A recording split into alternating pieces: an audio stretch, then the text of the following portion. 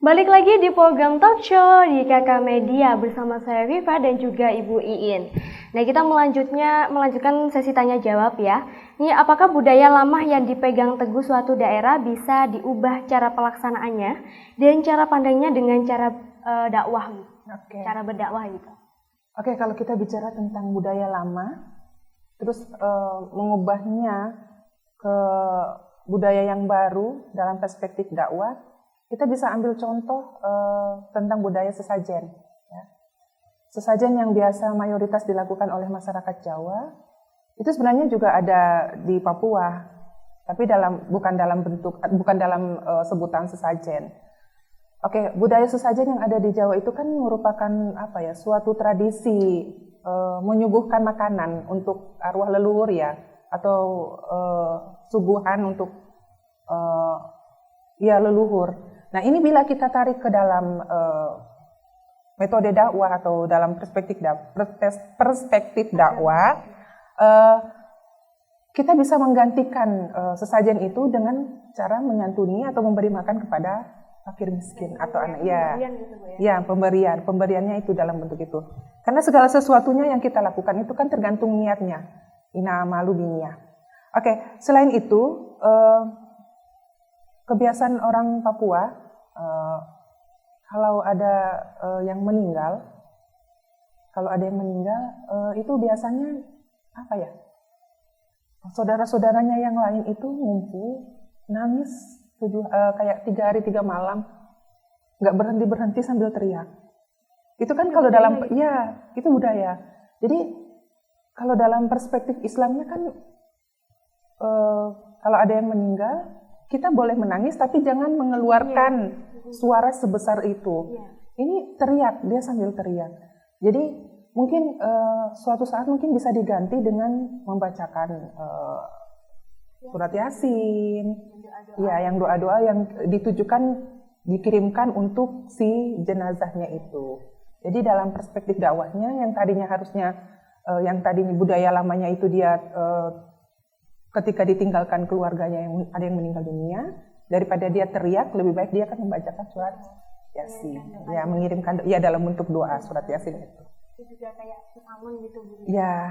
Apalagi emang apapun itu niat itu nomor 1, Bu ya. Itu yang dilakukan niatan.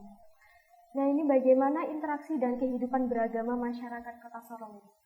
Oke, sejauh ini interaksi umat beragama di Kota Sorong itu dinilai sangat baik, ya. Toleransinya cukup tinggi. Jadi kalau setiap hari Jumat itu yang laki-laki udah balik itu pergi ke masjid untuk melaksanakan sholat Jumat, yang non-Muslim mereka tidak mengganggu, memberikan kesempatan itu kepada yang Muslim. Begitu pula nanti ketika hari Minggu ada ibadah untuk yang nas untuk pergi ke gereja. Yang Muslim pun menghormati itu. Jadi ada toleransinya sangat tinggi di sana.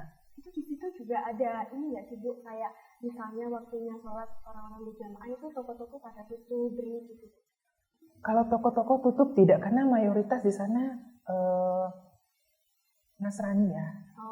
Jadi toko-toko tetap beroperasional seperti biasa. Cuman yang mau sholat dipersilakan untuk sholat. Apalagi yang pegawai-pegawainya yang Muslim, boleh diizinkan untuk melaksanakan ibadah sholat. Ya. Tidak hanya sholat Jumat, tapi sholat 5 waktu pun diberikan waktu untuk itu. Sangat toleransi sekali. Iya, sangat toleransi sekali. Ini apakah pemerintah Kota Sorong, Bu, mendukung bentuk penyebaran multikultural dengan metode dakwah? Sangat mendukung sekali. Penyebaran pesan-pesan dakwah ya melalui metode dakwah pada masyarakat multikultural di Kota Sorong ini bisa diaplikasikan mungkin melalui media televisi. Di Kota Sorong sudah ada. Jadi setiap hari Rabu, malam Kamis, dan malam Jumat itu ada kami punya stasiun televisi yang mengelola itu swasta, namanya CWM Channel. Ya, itu dia memang meramu suatu berita, isinya ceramah-ceramah ustadz. Jadi itu setiap minggu diperbaharui. Jadi setiap minggu satu ustadz datang untuk menyampaikan materi dakwah. Itu non-stop gitu, Bu? Iya, non-stop, iya. Jadi online-nya online-nya itu dia jam hari Jumat, sedangkan penayangan ulangnya itu nanti di hari Rabu. Ya, itu tadi yang di televisi. Kalau yang di RRI itu setiap subuh ada kajian subuh. Yang isi juga ustadz-ustadznya. Jadi bebas, temanya bebas, tapi masih dalam khasanah keilmuan Islam. Ya. Oke, begitulah pemirsa, jangan kemana-mana dulu juga. Setelah ini kita akan kembali lagi tetap di talk show KK Media setelah yang satu ini.